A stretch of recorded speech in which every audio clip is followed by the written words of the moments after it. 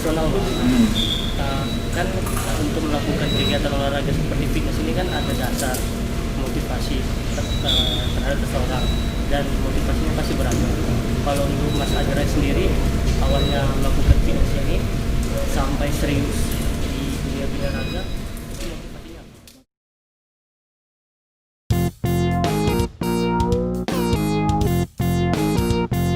Pastinya apa ya? Pada dasarnya dulu saya memang sebenarnya awalnya berawal dari memang saya senang olahraga. Jadi semua olahraga saya ikuti. Apa aja olahraga saya ikuti, bela diri apa segala. Tapi dulu waktu zaman saya lagi waktu masih di bangku SMP SMA itu, saya senang sama panco, olahraga panco. Nah makanya saya kepengen supaya saya kuat di meja panco, makanya saya kenalan sama besi. Makanya saya mulailah ngangkat-ngangkat besi supaya saya biar kuat di meja panco. Makanya kenapa secara karir saya juara nasional panco dulu baru jadi atlet binaraga. Jadi awalnya saya memang kepengen kuat di meja panco. Waktu saya juara nasional panco tahun 90-an itu berat saya juga cuma 70, padahal musuh saya 120, 110, tapi saya karena senang panco aja. Jadi hobinya latihan tangan terus. Gitu. Jadi motivasi saya berawal dari situ, tapi ketika saya rajin latihan besi, ternyata nggak sengaja badan saya jadi terkena yang lainnya kok jadi tambah gede. Nah pada saat itulah saya pikir kenapa nggak saya coba binaraga. Nah pas saya coba binaraga, mungkin di tahun dulu itu nggak banyak orang yang menggeluti binaraga, jadi sekali saya coba, ternyata bisa juara gitu. Jadi saya pikir, oh mungkin bakat saya, potensi saya ada di sini, seneng. Jadi saya lanjut lagi terus. Sampai akhirnya pelan-pelan saya merasa, kok olahraga ini kayaknya bagus sekali buat saya. Di satu sisi menyehatkan, di sisi lain memberikan saya penampilan yang lebih baik. Bayangin kan dengan berat, dengan tinggi tapi kurus, gara-gara saya rajin latihan, badan saya jadi semakin lebih atletis, semakin bugar. Dulu niatan mau kayak Bruce Lee, akhirnya berhasil ngelewatin Bruce Lee gitu. Wah kepengen kayak Stallone, wah berhasil lewatin Stallone. Wah kepengen kayak Arnold, ya udah ikutin ke sana ya. Tapi intinya sekali lagi semuanya bertahap, pelan-pelan. Satu hal yang saya syukuri dari apa yang saya jalankan, kembali lagi yang namanya berotot itu dari pengalaman saya dulu waktu saya mulai, dia selalu sinergis sejalan dengan yang namanya vitalitas dan kesehatan. Makanya kenapa dari dulu menurut saya kalau saya rajin latihan seperti ini bisa menjadi sebuah investasi yang baik buat saya ke depannya. Badannya bisa tetap sehat, badannya bisa punya penampilan baik dan bagus. Nah hal itulah makanya kenapa yang saya lakukan adalah yang ini mungkin juga bisa saya sampaikan sama teman-teman. Istilahnya jangan pernah kelaparan akan arti dan makna. Kadang orang mau punya badan bagus, dia menghalalkan segala cara kan, pakai apa ya saya mau biar bisa bagus. Kalau zaman dulu berhubung memang nggak ada yang nawarin, nggak ada barangnya, nggak ada apa-apa, semua tinggal cuma yang ada saya di depan mata saya adalah ya udah latihan aja yang keras, badannya bisa bagus, atur aja makanan, badannya bisa bagus. Tapi saya bersyukur pada saat itu kan, di satu sisi nggak ada teknologi atau sosial media seperti sekarang ini yang begitu banyak informasi yang masuk, akhirnya kita sendiri bingung mana yang benar mana yang salah. Tapi kembali lagi satu hal, kalau saya bilang jawaban itu selalu ada di dalam hati kita. Jadi kita mau punya badan bagus tapi pasti mau sehat. Sehat itu tidak menarik selagi masih kita miliki, baru menjadi begitu menarik pada saat dia pergi dari kita. Ketika sakit kita baru sadar sehat itu yang paling utama. Tapi waktu kita masih sehat nggak menjadi yang utama. Nah justru ada istilah yang mengatakan menjadi seorang anak fitness, dia memiliki 3 peran. Peran pertama adalah dia seorang olahragawan. Warisan daripada olahraga apa? Warisan daripada sebuah kompetisi olahraga adalah apa? Kalau ngomongin olahraga itu pasti berhubungan dengan apa? Disiplin. Dengan segala hal yang positif, termasuk juga salah satunya warisan daripada pertandingan olahraga adalah sportivitas, benar gak? Iya gak? Jadi nomor 1 kita sportif sama diri kita sendiri, paham kenapa saya berolahraga. Olahraga membuat saya menjadi pribadi yang lebih baik.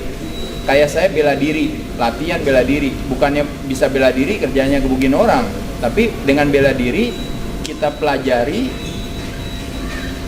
prinsip daripada pembelajaran bela diri tadi. Misalnya kayak di karate ada namanya mentalitas Bushido. Berarti mentalitas Bushido yang kita pegang. Nah jadi waktu saya baru mulai, saya merasa satu, seorang anak fitness adalah seorang olahragawan. Berarti dia benar-benar olahraga buat kesehatan tubuhnya. Kedua, seorang anak fitness adalah seorang pembelajar. Artinya apa? Dia dibutuhkan untuk bisa punya prestasi, punya badan yang lebih baik dan bagus, berarti kan harus belajar. Dan jangankan ngomongannya anak fitness, di dalam kehidupan kita akan selalu menjadi murid daripada sebuah pembelajaran, benar gak? Setiap hari pembelajaran ada di mana-mana. Orang bodoh nggak pernah belajar dari kesalahannya. Orang pintar belajar dari kesalahannya. Orang bijaksana belajar dari kesalahan orang lain. Paling mudah, paling murah. Nah, makanya saya bilang sama teman-teman sekalian, sekarang ini bersyukur banyak cerita di luar sana, teman-teman bisa belajar. Mana yang baik, mana yang nggak baik, kita belajar aja. Kalau kita bijaksana, ketika kita menjadi seorang pembelajar, kita bisa dapetin yang mudah dan murah. Orang lain ngajarin tentang bisnis usaha, dia bangkrut, pernah ngutang di bank, pernah ini, harus jual rumah, harus jual apa, dia cerita, terakhirnya sekarang usahanya baik. Kita nggak perlu bangkrut, kita nggak perlu ngutang di bank, kita nggak punya duit untuk bisa bijaksana belajar dari cerita orang lain. Untuk akhirnya kita ambil, akhirnya kita pelajarin, sehingga kita nggak perlu mengalami kebangkrutan. Sama juga sama anak-anak sekarang, mau punya badan bagus, ya kita belajar aja. Berapa orang yang sakit, yang mati gara-gara penyalahgunaan obat? Udah banyak sekali di luar sana. Tapi kita nggak pernah mau belajar kan? Karena kita bilang yang salah ini, yang salah itu. Nah, saya cuma mau bilangin, peran kita sebagai seorang pembelajar nanti dibuktikan sendiri di sana. Silakan belajar. Tapi satu hal yang saya bisa share sama teman-teman adalah, saya tahun ini, hari ini mungkin ya, saya sudah merayakan persahabatan saya sama si besi ini udah kurang lebih hampir 37 tahun. Tahun 1984 pertama kali saya sentuh besi. Sekarang saya udah mau hampir 50 umur saya. Saya bersyukur nggak pernah sakit, nggak tergantung obat, nggak tergantung dokter, nggak tergantung rumah sakit, nggak tergantung apotek. Menurut saya niatan punya itikat baik, ternyata saya dapatkan. Senang banget. Makanya kalau buat saya pribadi, saya terima kasih sama Binaraga. Terima kasih banget. Ibaratnya orang lain mungkin umur 50 bentuknya kayak apa nggak tahu, penyakitnya belum lagi, belum ketergantungannya dan sebagainya ya. Tapi kita bersyukur kita bisa mendapatkan kesehatan gara-gara ya seperti saya bilang tadi, saya jalanin itu, saya dapetin itu, bersyukur banget, senang. Nggak niat tuh mau sentuh drugs, obat-obatan, coba ini apa. Ya kayak zaman sekarang menyenangkan. Sekarang teman-teman duduk nih di sini, saya kasih tahu, dengerin saya, latihannya lebih keras, dietnya lebih ketat, gedenya lebih pelan. Dengerin drug dealer yang di luar sana nawarin obat, teman-teman boleh latihannya nyantai, makannya nyantai, badannya gedenya lebih cepat. Pilih mana? Ya udah pasti pilih sana, ngapain dengerin saya? Bener gak? Tapi ada tapinya. Tapinya saya cuma mau bilang, kembali lagi, kalau kita berfokus hanya kepada hasil pada saat ini, ya mungkin omongan saya yang salah. Tapi kalau saya bilang, kalau ini akhirnya bisa menjadi warisan atau investasi teman-teman, saya bisa bilang sama teman-teman, saya udah jalanin, saya udah lewatin. Nggak pakai apa-apa, badan bisa bagus. Nggak pakai apa-apa, bisa sehat. Nggak pakai apa-apa, syukur sampai hari ini masih diberikan kesehatan yang baik. Itu yang bisa saya cerita aja sama teman-teman. Masalah teman-teman mau jalanin apa, masing-masing punya pembelajarannya sendiri, punya perjalanannya sendiri. Jadi kita juga nggak perlu menghakimi, ada orang yang pakai ini apa, ya silakan aja. Tapi kalau buat saya, kenapa saya nggak pakai? Simpel sederhana aja. Kalau saya pakai barang, tiba-tiba badan saya bagus. Besok saya latihan, kepala saya adanya di mana? Di barang itu terus. Yang saya cari barang itu aja terus, barang itu aja terus yang saya cari itu. Kalau nggak ada barang itu, saya resah nggak? Resah, gimana nih? Ntar belum taunya barangnya habis, ntar nggak ada. Belum ntar nggak punya duit buat beli barangnya. Belum barangnya bikin saya sakit lagi dan sebagainya. Jadi saya pikir bukan perjalanan itu yang mau saya lalui. Makanya saya pikir saya lewatin jalan yang sehat aja, yang nyaman. Karena kembali lagi itu yang paling ini. Nah memang nanti satu saat mudah-mudahan lah ya ke depannya semua di industri ini bisa paham soal itu. Karena industri ini sendiri juga salah paham. Orang yang menjadi superstar, orang yang jadi panutan teman-teman sekarang di sini malah orang-orang yang pada pemakai semua. Akhirnya jadi seolah-olah yang benar itu gitu. Padahal itu sama sekali tidak benar. Sama sekali tidak benar. Di mana-mana yang namanya warisan sebuah kompetisi pertandingan adalah apa? Sportivitas. Sportivitas itu udah pasti tidak menyalahgunakan obat. Obat itu bagi orang sakit. Kalau sakit diobati. Tapi kita mencari cara untuk pakai supaya biar cepat gedenya. Tapi kembali lagi seperti saya bilang, hati-hati dengan kondisi itu. Yang paling bahaya itu adalah bukan ketergantungan obatnya, tapi ketergantungan secara psikologis. Itu yang paling bahaya. Jadi kalau kembali lagi motivasi saya awalnya ya hanya lebih kepada ya mau kuat di meja panco ya saya latihan. Akhirnya jadi kuat, jadi juara ya bersyukur.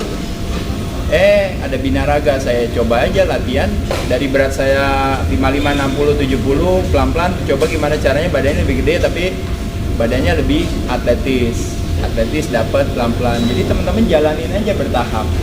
Ibaratnya jangan terlalu banyak mikirin kejauhan banget mesti mau ngapain. Kemenangan sesungguhnya bukanlah pada saat dimana kita lebih baik daripada orang lain, tapi kemenangan sesungguhnya adalah dimana kita lebih baik dari diri kita sebelumnya. Saya lihat aja sebelumnya, bersyukur gitu. Ya. Jadi jangan salah paham kalau di olahraga ini. Olahraga ini benar-benar mau punya badan bagus itu bunganya. Karena teman-teman melakukan sesuatu yang baik dan benar, makanya badannya bagus. Paham nggak? Gara-gara teman-teman hobinya bercocok tanam, berkebun, tiba-tiba bunganya bagus. Jadi jangan dibalik, mau punya bunga bagus, pergi aja ke toko bunga tuh ada buatan Cina dari plastik, tinggal beli kan, bunganya bagus nggak? Bagus. Paham ya? Jadi sama aja kayak kita mau punya badan bagus, ya itu tadi, makanya tinggal pakai aja badannya pasti bagus. Tapi yang kalau kita mau pakai, biarlah badan bagus itu adalah bunga daripada investasi kita yang berakumulasi. Apresiasinya adalah bunganya, badannya bagus. Jadi puas banget, seneng banget rasanya ngelihat badan, seneng banget badannya, oke, badannya ini. Kayak saya sekarang udah sibuk ngurusin ini, kerjaan ini apa, tapi saya pikir ya buat orang yang udah ABG gini, anak baru mau gocap ya maksudnya, badan masih fit, masih ini, ya seneng banget. Nggak sakit, nggak apa, enjoy. Dan kesenangannya jauh melebihi daripada segala apa ya kalau istilahnya, segala simbol-simbol medali lah, gelar lah, titel lah, juara lah.